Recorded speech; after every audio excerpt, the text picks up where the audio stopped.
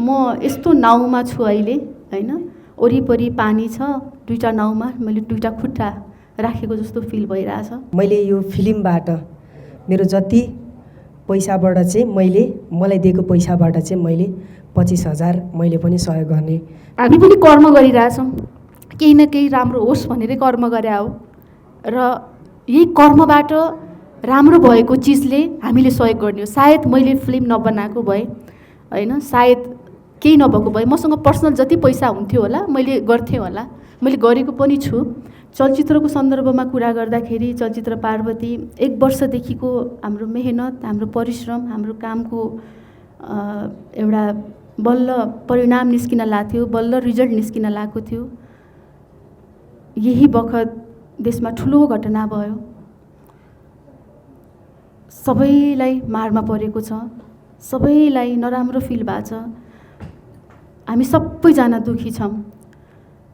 अब चलचित्र अगाडि बढाउने कि नबढाउने, कुन हिसाबले बढाउने या नचलाउने कि हैन, यस्तो समयमा चलाउँदा ठिक होला कि नहोला भनेर धेरै आफूभन्दा दिग्गज व्यक्तित्वहरूसँग पनि सल्लाह लिएँ। मैले हाम्रो वितरक सरसँग पनि सल्लाह लिएँ।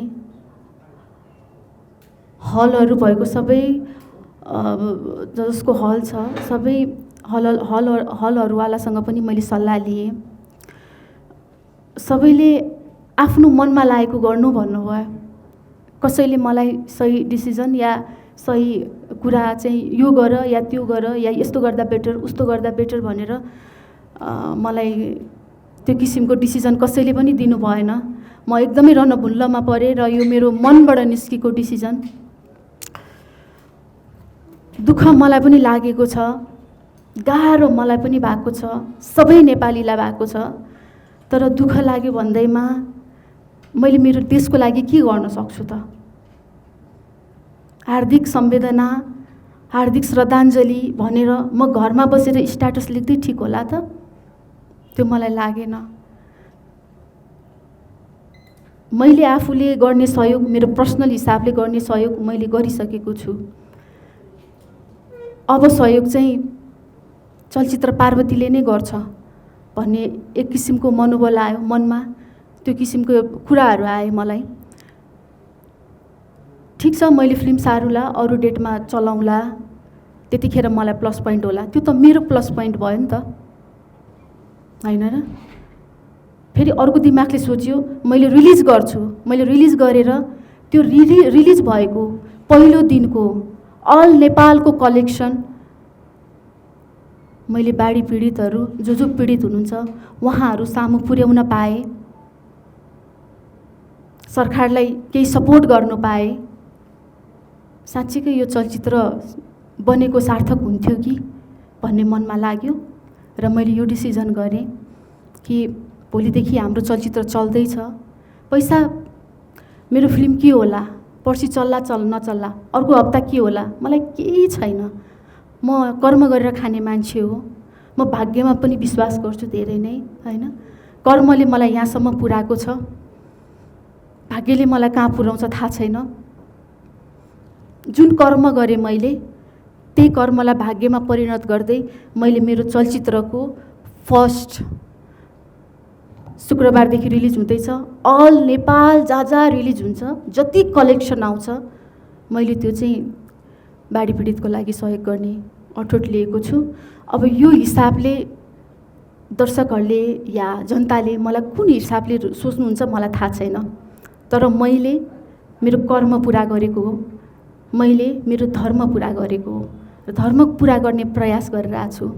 हामी सबैजना आफ्नो प्रोफेसनमा छौँ। तपाईहरू पत्रकारितामा हुनुहुन्छ, म चलचित्र क्षेत्रमा छु, दाइ पत्रकार हुनुहुन्छ, हाम्रो डिस्ट्रिब्युटर हुनुहुन्छ, वितरक, कोही डक्टर हुनुहुन्छ, कोही पाइलट हुनुहुन्छ, सबैजना आफ्नो प्रोफेसनमा आबद्ध हुनुहुन्छ।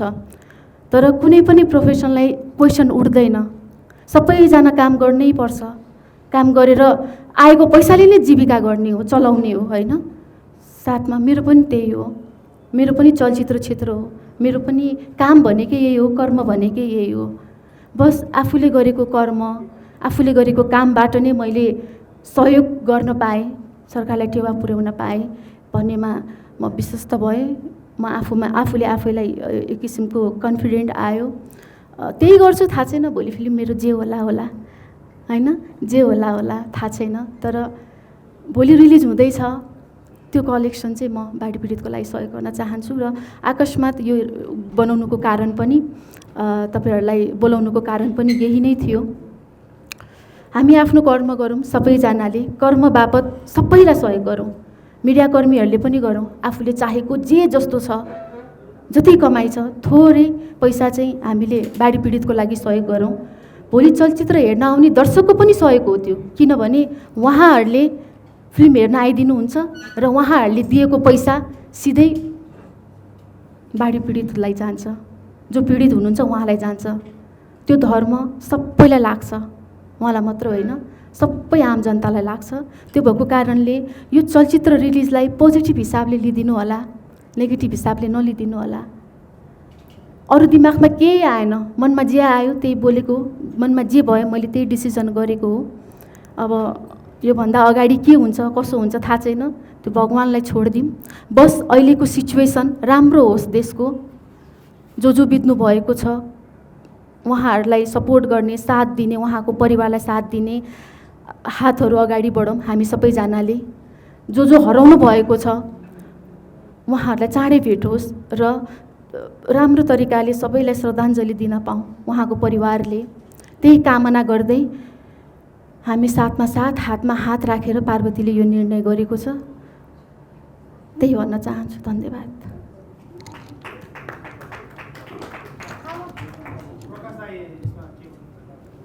क्वेसन एउटा सोध्नु ल, अनि तपाईँहरू बोल्नु ल।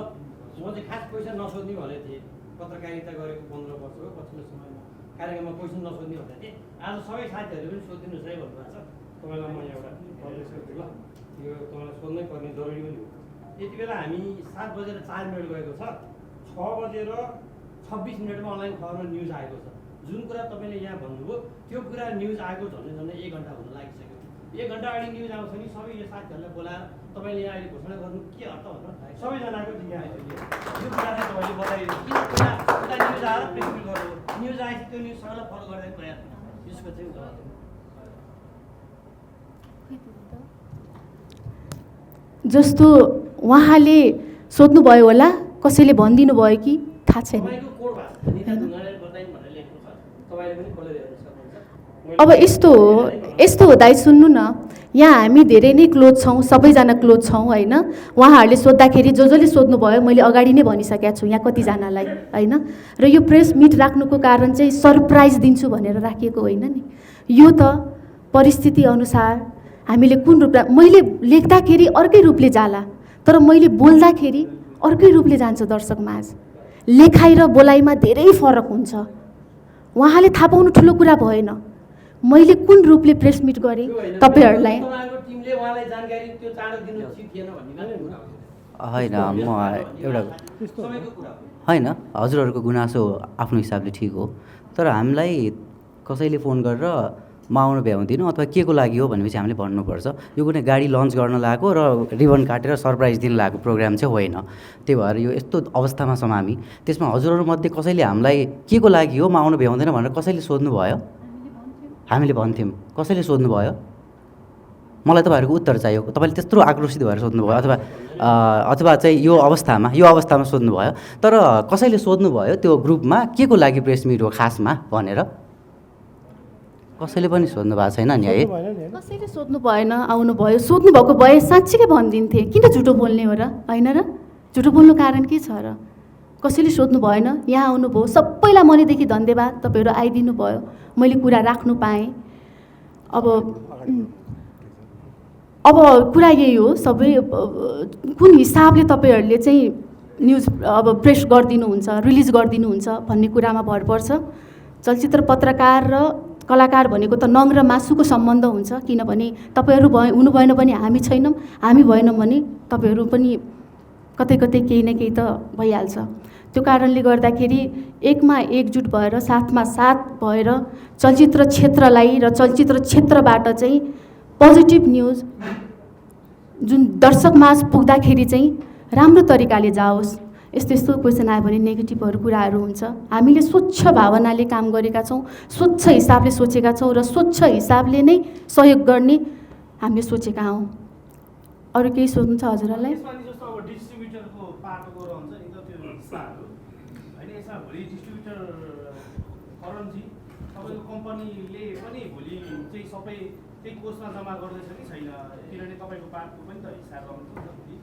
अब उहाँहरूले त भोलि कलेक्सन अन्तर्गत आफूले आउने सेयरको पो दिने कुरा हो त होइन, त्यो अधिकार त उहाँहरूलाई त्यो मात्र छ नि त।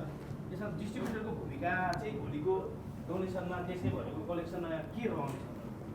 होइन, उहाँले सबै भनेपछि हामी नि पऱ्यौँ होइन, उहाँले सबै भनेपछि आएको कलेक्सनबाट सबै भनेपछि हामी पनि पऱ्यौँ, किनकि यो सहयोग गर्न पाउनु हाम्रो लागि पनि राम्रो कुरा हो नि त होइन।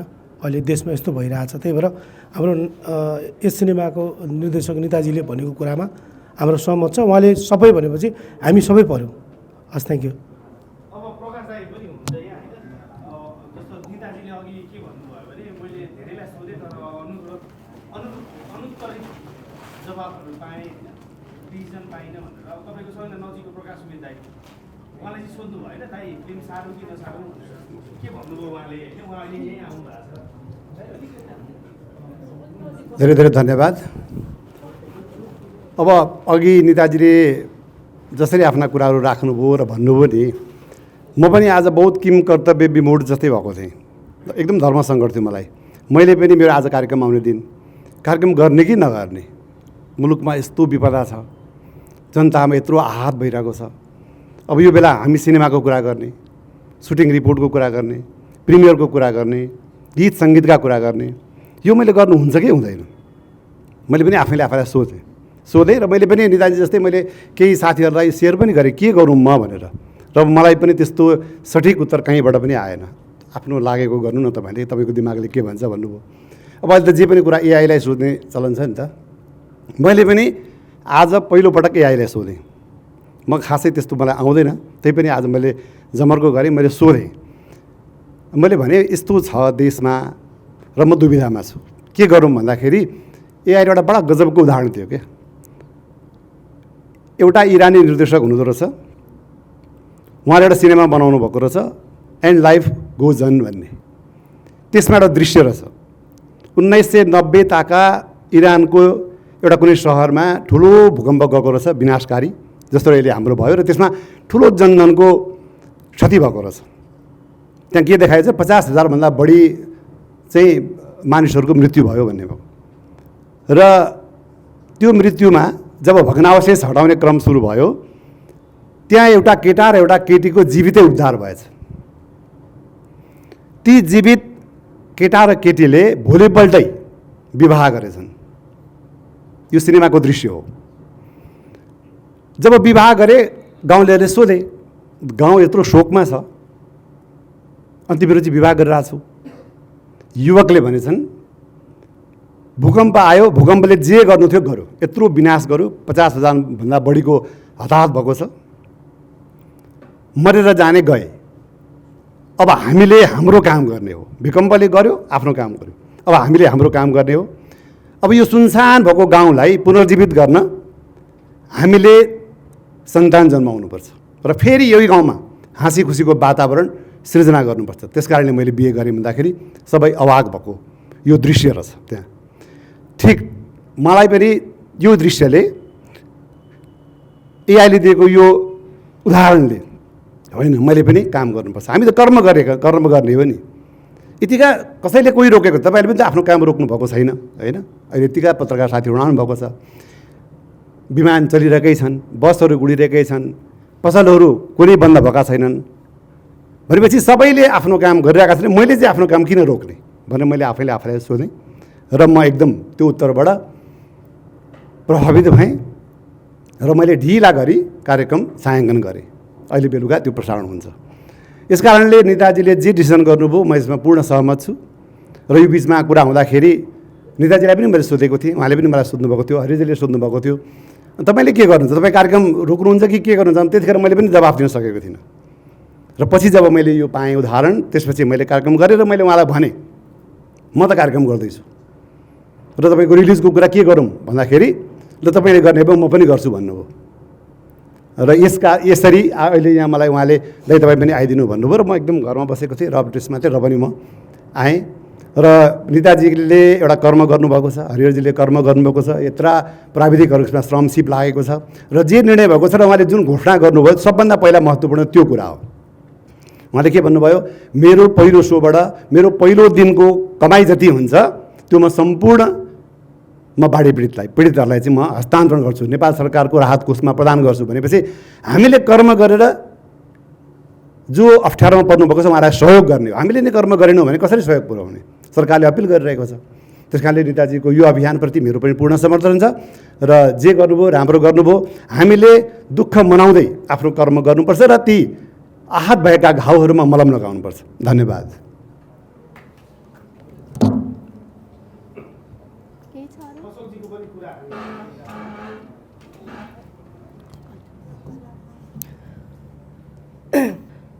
अहिले हामी जुन अवस्थामा छौँ एकदमै दुःखको टाइममा छौँ। सुरु दिनदेखि नै म त अलिक कस्तो हुन्छ नि, त्यो फेसबुकमा देख्दा टिकटक पनि खोल्न मन लाग्दैन, फेसबुक पनि खोल्न मन लाग्दैन, सबैको अवस्था हेर्छौँ जहाँ पनि त्यस्तो घटना घटिरहेछ होइन।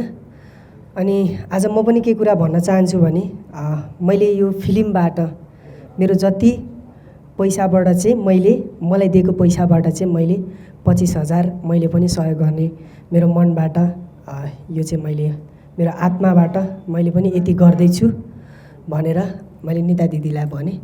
भोलिको दिनमा सबैजनालाई यो कुरा पनि थाहा होस्, मैले मनबाट गरेको, मसँग भएर गरेको होइन।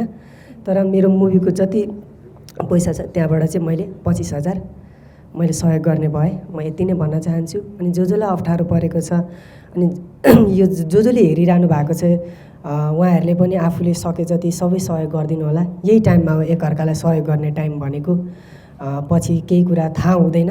अहिले नै यस्तै टाइममा हामीले सहयोग गर्नुपर्ने टाइम भनेको होइन। यति नै भन्न चाहन्छु। हस्, थ्याङ्क यू।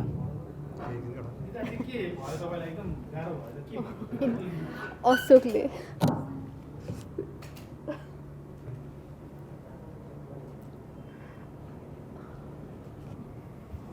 कर्म भन्ने चिज अचम्मको हो कि कर्म। अशोक भाइले यो फिल्म मार्फत कर्म गर्यो र दिदी मैले पाउने पैसाबाट म दिन चाहन्छु भन्यो नि त। उसले काम गरेर आफ्नो पारिश्रमिक छुट्याएको छ क्या होइन। यो विषम परिस्थितिमा यो चिजले मलाई हर्ट गर्यो। हामी पनि कर्म गरिरहेछौँ, केही न केही राम्रो होस् भनेरै कर्म गरे हो र यही कर्मबाट राम्रो भएको चिजले हामीले सहयोग गर्ने हो। सायद मैले फिल्म नबनाएको भए होइन, सायद केही नभएको भए मसँग पर्सनल जति पैसा हुन्थ्यो होला मैले गर्थेँ होला, मैले गरेको पनि छु।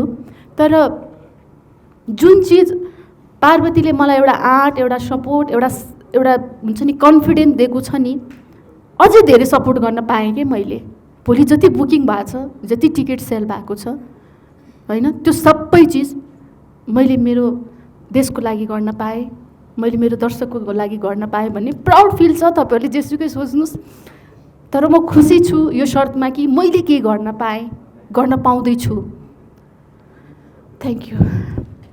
मैले एउटा कुरा छुट्याएछु, जस्तै अशोक भाइले भन्नुभयो नि, मैले पनि 25,000 रुपियाँ, 25,000 होइन 25,000 रुपियाँ चाहिँ म आफ्नो कमाइबाट म हस्तान्तरण गर्न चाहन्छु, दिन चाहन्छु भन्नु एकदमै साधुवाद छ। बहुत राम्रो कुरा हो यो र सकेको सबैले सहयोग गर्ने हो।